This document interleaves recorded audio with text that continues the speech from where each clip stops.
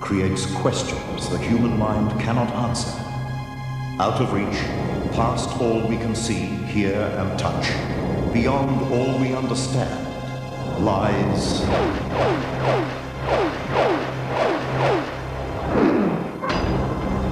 the extraordinary. The extraordinary is the bewildering phenomena of spontaneous combustion, cases from around the world where people have simply burst into flames. It was as if I stepped into Dante's Inferno. What I was looking at was impossible as far as I was concerned, but I had to accept the facts as I saw them. And I was looking at a pile of ashes on the living room carpet in a small, enclosed council house. And those ashes were the remains of a man. All that was left apart from that was the unburnt feet and the blackened skull. It is the spiritual connection actress Anne Margaret says she still has with the late Elvis Presley, 17 years after his death. We moved so much alike. We would harmonize all the time, have fun. When we started rehearsing some of the dances, he'd look at me, he says, I don't believe this. So many things were the same. It is the unidentified flying object that followed this family for 4 hours. A strange, bright light in the sky. I was just terrified, literally petrified. I honestly thought, this is it, this thing's going to land. And it seemed to be sort of darting around everywhere and coming in closer, going out a bit. Then it came over the top of us as we were driving. Was it a planet, as one expert suggests? If you look at a bright light in the night sky long enough, your own eye starts to move and it creates a sort of false impression of movement. Or was it something else? It wasn't a helicopter, because a helicopter wouldn't stay stationary for so long. And it wasn't an aeroplane, it had no flashing lights. But UFO researchers have no doubt about this sighting. They say it's one of the most compelling ever recorded. Like a big bell, a heavy, dark, very dark object, a bell. And while we're looking at it, suddenly it wasn't as if there was one object, there was maybe 2 or 3 objects. Just some of the stories that lie beyond our normal understanding. Tonight on The Extraordinary. More on that remarkable story later. Good evening. I'm Warwick Moss. There have been reports of spontaneous human combustion for decades. It is a phenomenon that the medical world cannot explain, and one that leaves the rest of us bewildered and more than a little scared. It's an event that takes place without warning, where people suddenly burst into flames and die. If it weren't for the photographic evidence of so many cases, it would be easily dismissed as a figment of the imagination. The most recent example is this amazing story from Alison Holloway in London.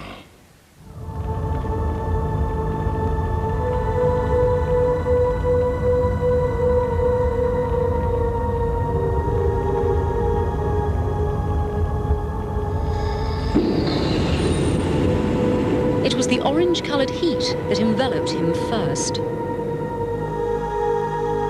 A sticky, choking humidity that wrapped around the policeman and everything else in the room where Henry Thomas had died. Outside, in the rolling hills near the village of Ebervale, the Wales countryside was chilled by winter in January. But in here, the hot air clawed at his lungs.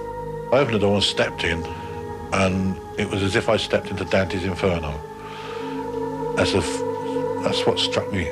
Immediately I entered the room. There was this hellish sort of orangey red glow, and the room was literally steaming. It was humid.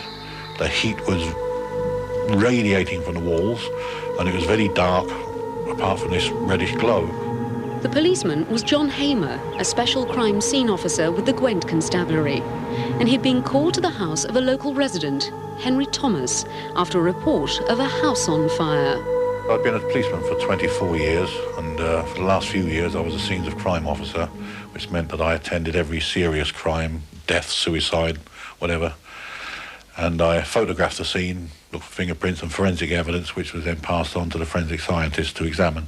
So I'd seen quite a lot of horrible deaths, you know, pilots burned to death in light aircraft crashes and bodies been in rivers for months, whatever. And you get used to this thing, and I was pretty hardened. But nothing had prepared Hamer for what he saw in this room. 73-year-old Henry Thomas had turned to ashes, burned to a crisp from the inside out, like 200 other recorded cases. It's called spontaneous human combustion, in police lingo, human candles. Charles Dickens, in his book Bleak House, had described the exact scene John Hamer witnessed this day. There is a suffocating vapour in the room. The burning smell is there, and the soot is there, and he is not there. Reports of spontaneous human combustion date back to the 1600s, and its eerie descriptions allow for none of the usual police or scientific explanations. As in the case of Henry Thomas, the coroner's reports usually find that the victim died by accidental fire, like smoking in bed or falling into a fireplace. But the dozens of photos of death scenes seem to tell another story. In all cases, the bodies seem to burn up from within, leaving only parts of the limb extremities intact. Despite the intense heat needed to consume human bone and flesh, there is little about the body that is burned, even flammable clothing and carpet. In the case of Henry Thomas, police officer John Hamer came upon a scene that felt like the fires of hell had swept through the room, but burned only its human contents. There was a television set just inside the door, still on, the valves were glowing, although no picture on the screen, and the plastic knobs had melted out of shape. It looked like something painted by Salvador Dali. Then looking to the right, I saw a pile of ashes, and protruding from the end of the ashes was a pair of human feet, clothed in socks, and with just the lower few inches of trouser legs attached to them. I just couldn't believe it. It took me a few minutes to realise what I was actually looking at. What I was looking at was impossible, as far as I was concerned, but I had to accept the facts as I saw them. And I was looking at a pile of ashes on the living room carpet in a small, enclosed council house. And those ashes were the remains of a man. All that was left apart from that was the unburnt feet and the blackened skull. Since Thomas's death and the publicity that followed, Officer Hamer has tracked down, or been told about, at least 5 other human candles in Britain. All of those 5 cases, 4 of them, the verdict was death by burning, and one of them, a tramp in London who was discovered face down on the first floor landing of a derelict building. The fireman broke in and found him with blue flames issuing at force from his abdomen. He was burning the landing, not the other way around. Jenny Randalls, who co-authored the book Spontaneous Human Combustion, among other paranormal subjects, says the scientific world has been stumped by the evidence of such cases. All the time we're trying to find a rational explanation for what is going on. And that is the great challenge of spontaneous human combustion. Clearly there's something happening, because the cases, the evidence, the photographs of these people in these conditions prove that beyond any reasonable doubt. It's an extraordinary thing, because the human body, of course, is basically 2/3 water and very solid skeletal bone structure, which is effectively indestructible. We've talked to people in crematoriums who specialise, of course, in destroying a human body by fire, and they cannot make bones turn into ash, which is what happens in spontaneous combustion. That's the most extraordinary part of it. And that seems to be beyond the capabilities of even our best machines that generate intense heat. Randalls, who wrote the book with colleague Peter Huff, said she became involved after they were brought in to investigate the strange death of a college student. Nothing, they didn't mind at all. In fact, he bought me this ring. He bought me this ring. That's gorgeous. A teenage girl was walking down the stairs at college, happily chatting to her friends in the middle of the morning, when, out of nowhere, she burst into flames. Oh, my God. What's going on? Testimony from some of the witnesses talked about a strange spark suddenly appearing in midair and falling towards the girl, who then burst into flames. They managed to put the flames out. She was taken to hospital, but tragically she died from her injuries. But Randall says the strangest case of human combustion she ever investigated was the burning of Mary Reeser. Suddenly, sitting in her favourite armchair with 2 fans blowing, she apparently burst into flames. That story in a moment.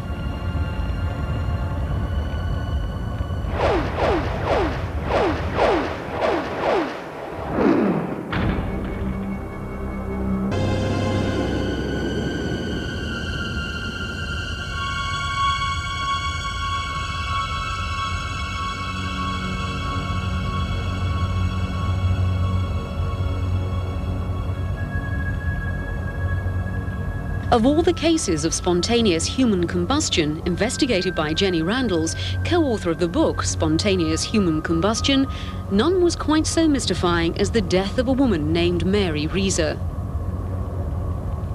Mary was a socialite and perhaps the most important woman in the town of Columbia, Pennsylvania. But after her husband's death, she moved to Florida. Well, Mom, welcome to Florida. Oh, Great to have you home, I tell you. Great here. Yeah. We're going to have so much fun. This is wonderful. I tell you. I It's miss been too long.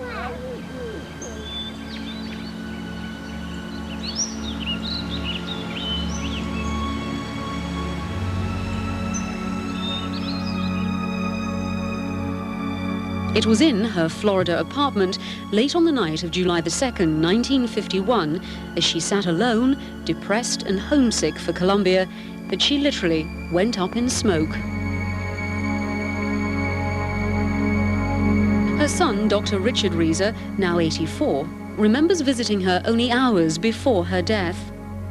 The night before, the last I saw her, I drove down to say goodnight to her. We were about 9 o'clock, and my youngest daughter was with me, Marty, who was about 4 years old then. And she was sitting in her overstuffed chair. The bedclothes had been turned down, bed sheet, and the fan was blowing. He had a fan. And she seemed perfectly at ease. After Dr. Reeser left his mother that night, something happened in Mary Reeser's little apartment at 1200 Cherry Street in St. Petersburg, Florida.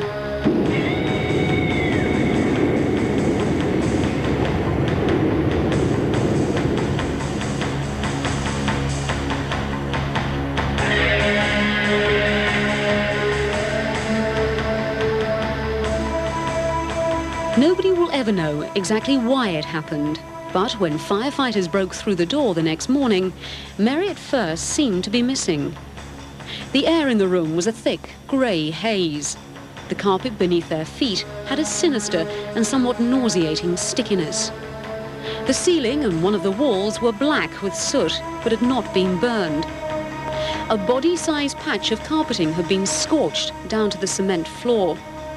And in the centre of the exposed cement, a modest pile of black ashes, the last remains of Mary Reeser.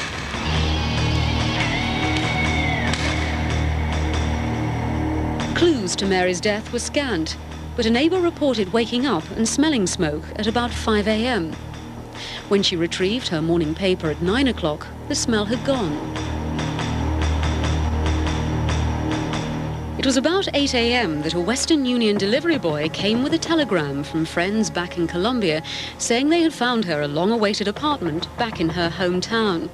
She had wanted to return to Columbia for the summer and stay with friends and renew old acquaintances. And it's strange, very strange, that this whole episode was found by a telegram boy knocking on the door, or the morning she was found, with a telegram stating that from her friend in Columbia that she was to come up there. Very strange. The delivery boy said when he tried the doorknob of Mary's apartment, it was too hot to touch, an indication of some intense heat being generated from inside. The investigation found that Mary had perished sometime between dawn and 9 a.m. The media of the day went crazy with the story. And though the official cause of death was accidental burning, possibly from a cigarette, there are many who are convinced the spark that consumed Mary Reeser came from something within.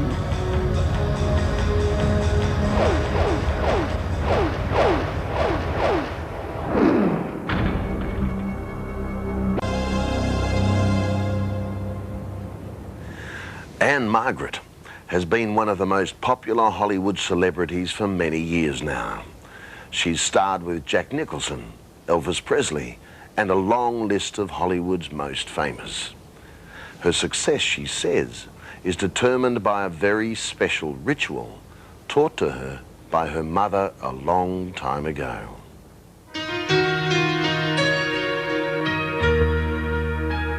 In the beginning, Anne Margaret seemed too beautiful for Hollywood.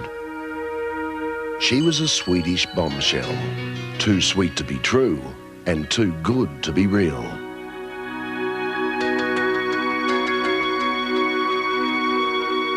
Behind the public sex kitten was a shy, private young woman with old-fashioned values. I believe in dignity, I believe in honor, I believe in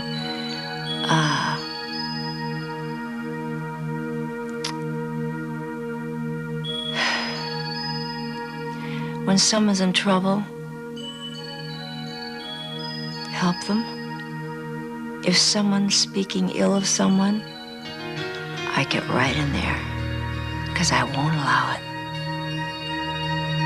The gossip columns painted her as some sort of tragic heroine, mixed up and self-destructive, and under the control of guru husband, one-time actor Roger Smith.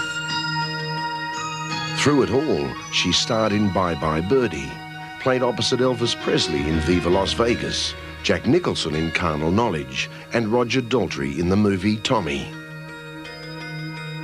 When we talked to Anne Margaret recently, she recalled the reports of her recovery from alcohol abuse and the accident that suddenly brought her down to earth. Rehearsing in Las Vegas in 1972, she fell almost 8 meters from a stage scaffolding, nearly ending her life and career. Anything but love, baby. She recorded the ups and downs of her life in her recent book, My Story. Baby, dream of what? I was spared any fear because it happened so fast. The 22 feet, all I remember, and I was in there was a bar here too, but it just whipped over just like that. It was a near-fatal incident that was complicated further by her husband Roger's battle with a disease called myasthenia gravis. Suddenly, Anne Margaret had to take control of 2 lives. Ever since I was a little girl, I was told, God will never give you more than you can handle. She grew up in a small Swedish town and learned the rules long ago forgotten in Hollywood. Swedish stoicism. I learned that, I think, before I was born. One doesn't, this is a crazy industry for me to be in because one doesn't talk about oneself. If you fall down, you don't cry. You don't ever complain. You don't talk back. And she brought with her a special kind of Swedish superstition. The thing that I get really crazy, ever since I was 4 years old, if I was going to do like a reading or sing a little song or something, and all through, if my mother did not give me 3 Swedish good luck kicks, every time she's in the audience when I'm performing, all of a sudden I'll remember, oh my goodness, Ellen, do you think you can get Mom out of the audience? She didn't give me my Swedish good luck kicks. And then when she does it, poor mother, she does the Swedish good luck kicks right on my seat. And then everything's fine. I calm down. And now she has given the authority, if she can't be there, to my husband to do it. Her superstitions came into play the first and only performance her husband ever missed. She didn't get her 3 kicks. That was the only time that Roger had left my side. He'd always saw all of my shows. But Tracy, the oldest, was going to a new school. And we both thought, you know, that he should be there. I had to work, you know, because it's scary going to a new school. Wouldn't you know, that's what had happened. If fate dealt her a blow that day, it gave her a gift in her connection with the late Elvis Presley. We had a terrific relationship. It was interesting. We met at MGM at a rehearsal, and I was going to do this Viva Las Vegas with him. I had never met him before, and I had never seen him perform before, because I was so studious. I was always doing homework, and I'd seen a picture of him, but I'd never seen him move. And I don't know what everybody thought was going to happen when we first met. Thought that maybe we'd break into song and go, you know. He was just as shy as I was. And when he said something to me, I'd look down. And then when I said something to him that was sweet, he'd sort of look down. Oh, it was just so funny. And then, when we started rehearsing some of the dances, he'd look at me, he says, I don't believe this. We moved so much alike.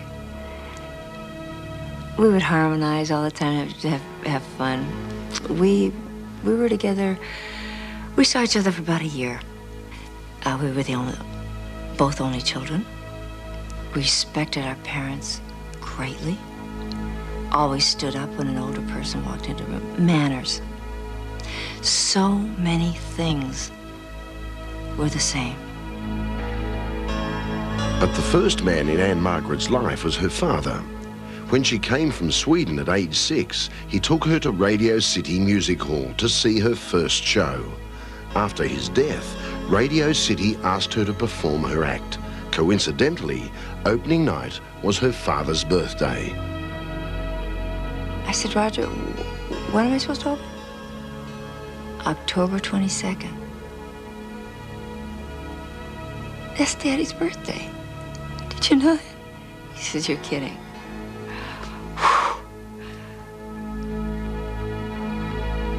I did it. I did it. Because I knew he was watching, boy. And Mom was like in the second row there, right in the middle. And I explained my life and everything. I did some Swedish stuff. And boy, I knew Daddy was watching and listening. And make sure that the chip off the old block did the right thing. It was like I was performing for my father, mother, and my husband. It was very, very spiritual, because he was always with me. Of course, God's always with me. Right in here, right in here. And Roger is always with her. A 30-year love affair through ups and downs. Life is more peaceful now. What's the most important thing in life? Love.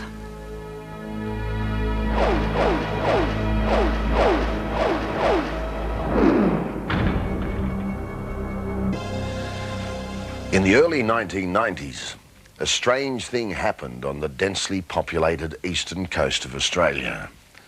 A couple were travelling by car north of Sydney. They'd done the journey many times before. But on this night, something unexplained happened. Susan and Vardik say they were followed for 4 hours by a UFO.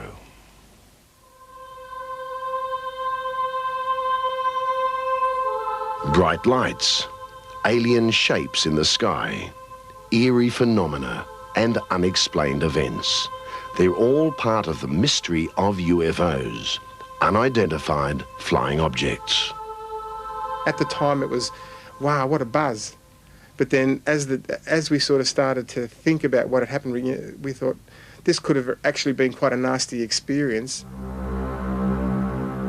To the researchers, some UFOs are just that, unidentified. Others can be explained logically and scientifically. But to the people who actually see them, UFOs can be a terrifying experience. I was just terrified, literally petrified. I honestly thought, this is it, this thing's going to land.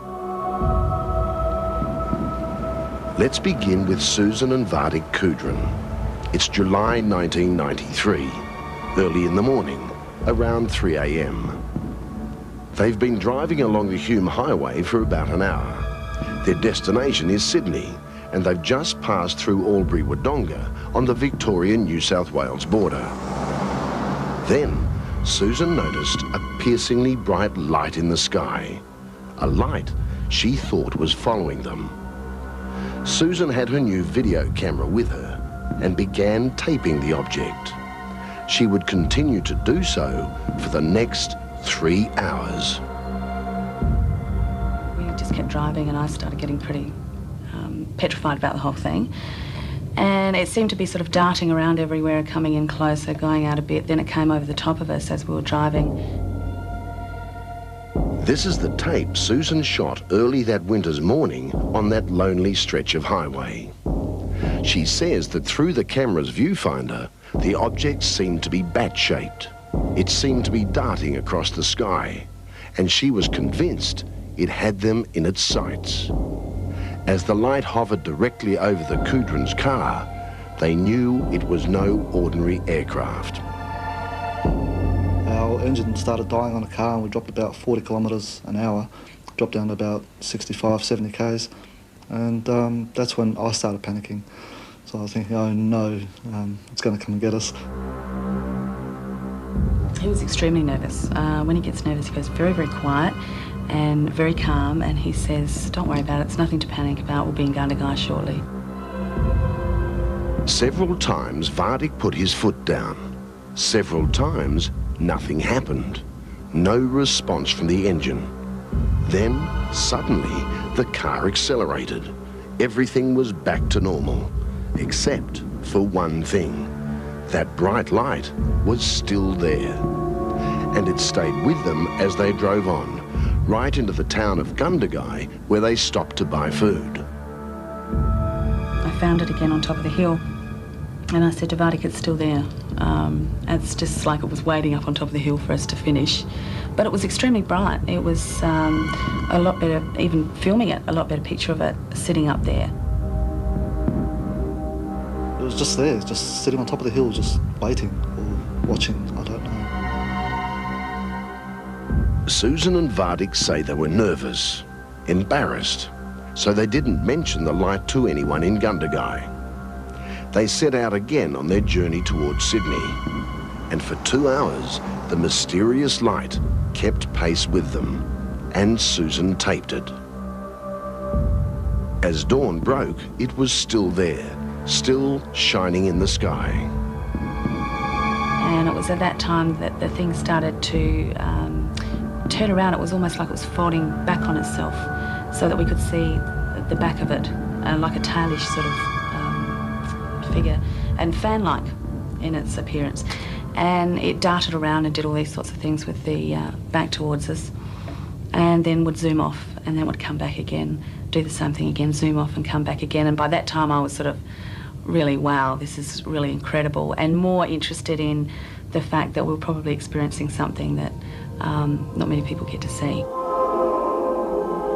We could see it in broad daylight near the end. You could see the sun coming up, all the other stars have gone, and there's still this one bright object in the sky, and it just disappeared, it just vanished.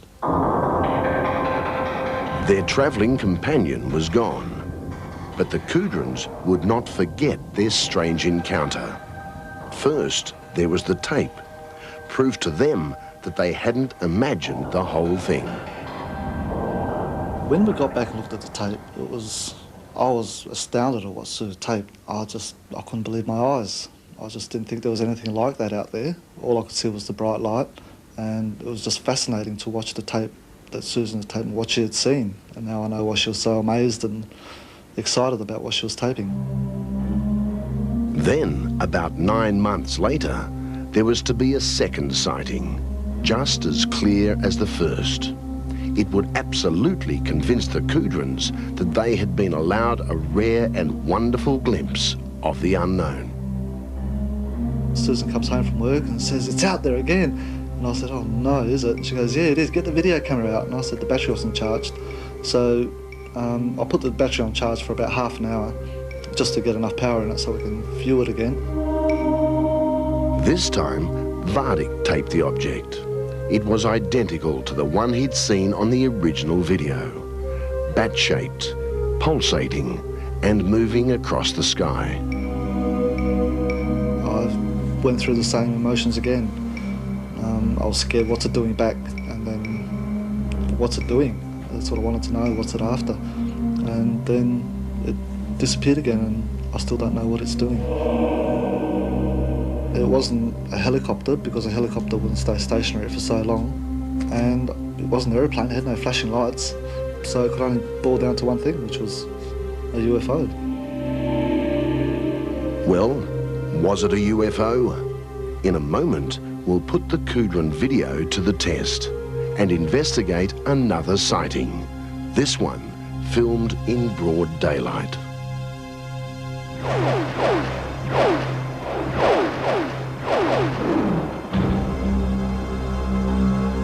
Sightings occur around the world.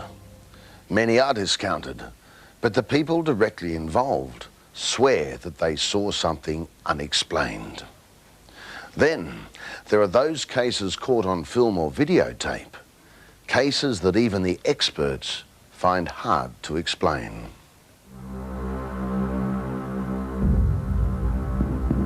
A bright light that followed a Victorian couple for 3 hours as they drove through the Australian bush.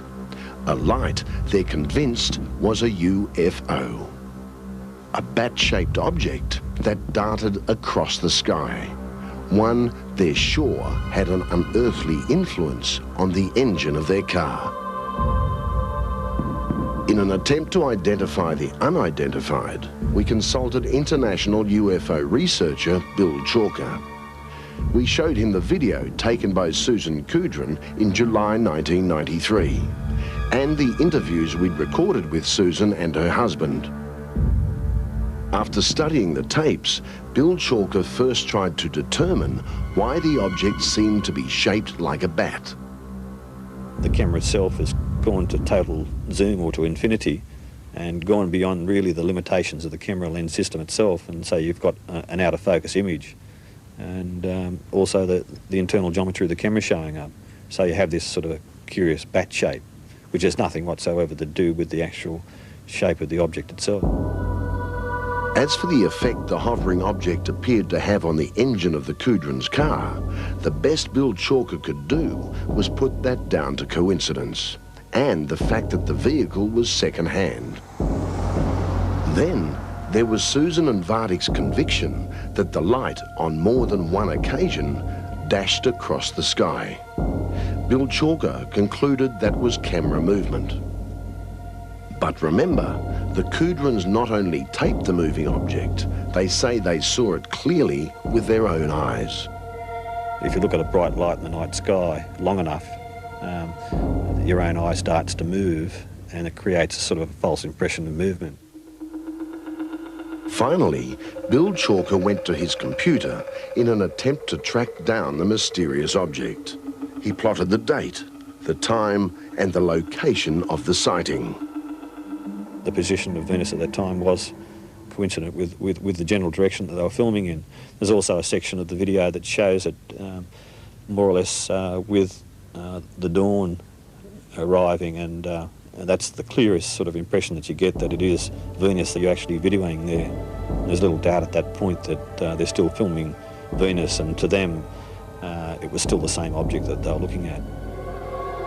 So, according to the expert, what the Kudrins saw and taped was apparently the planet Venus. That's not to say that there aren't legitimate videos and films out there. We've investigated over the years a number of cases where, despite extensive investigation, these films have remained unexplained, and the events themselves remain unexplained. And that's certainly the case with this remarkable sighting. A sighting that, after almost 20 years, remains a mystery even to the experts. It began as thousands of Australians were preparing to view one of the solar system's great spectacles, an eclipse of the sun. Among them, Nick Flaskas.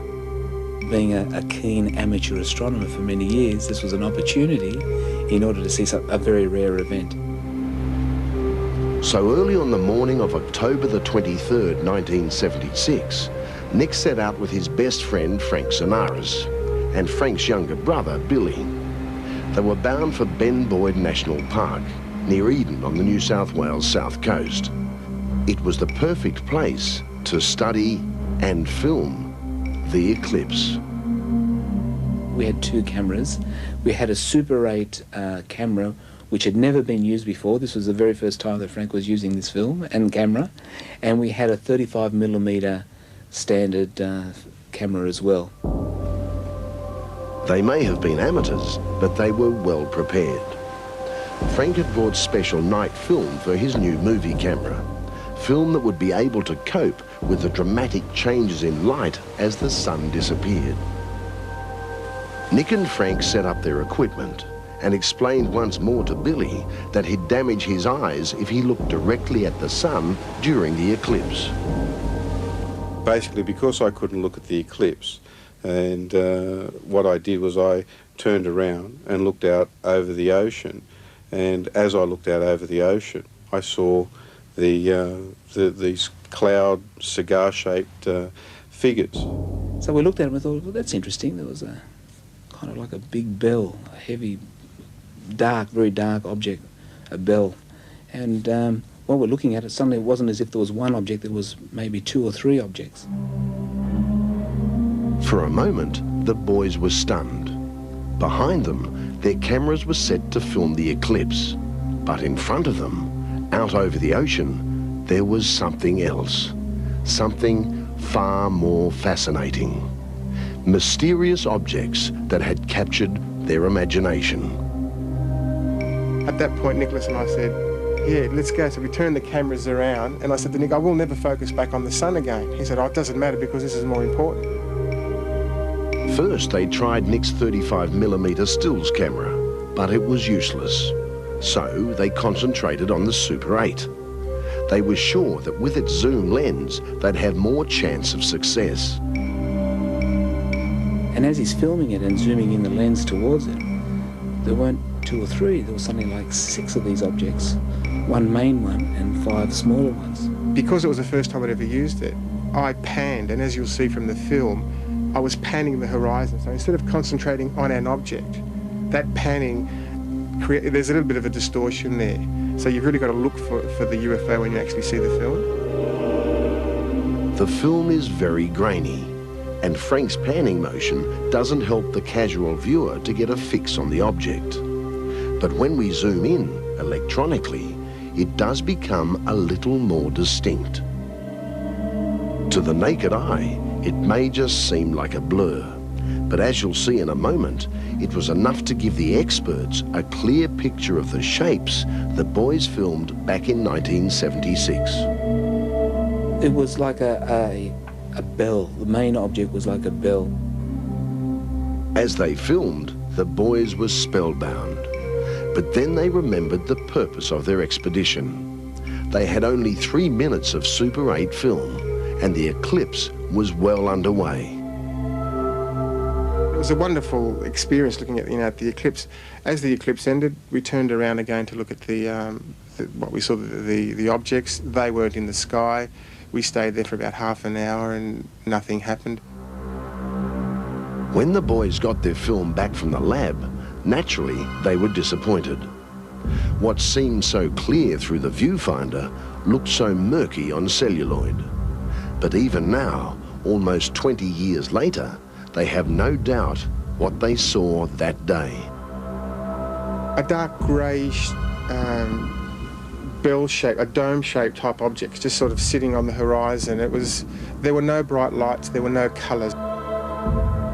You could see them actually rotating, and at one stage while we were filming you could actually see them moving closer, backwards and forwards. Since that day in 1976, many experts have studied this snippet of 8mm film, and eventually it was sent to America for evaluation.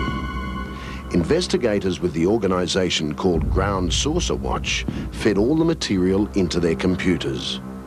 The grainy film was enhanced, and it was inspected and analysed, frame by frame. The results of that analysis came as no surprise to Nick, Frank and Billy. It merely confirmed what they'd seen in Ben Boyd National Park. The experts concluded that the object was a vast distance from the camera. It was a dull grey colour. It was similar to a bell or dome in its configuration. It was definitely not a helicopter or conventional aircraft. It was, in fact, an object of unknown origin, a true UFO.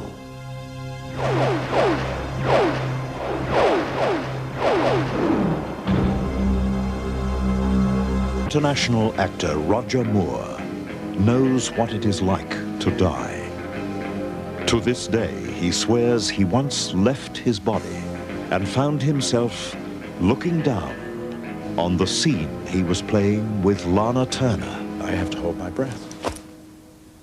And the director, David Miller, had got Ave Maria playing.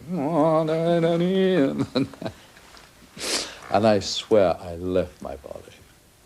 And I went up above stage 12, and I was right above all the sound stages at MGM. And I was up there in the clouds looking down. Roger Moore, an untold story, next time. Roger Moore, and a story not to be missed.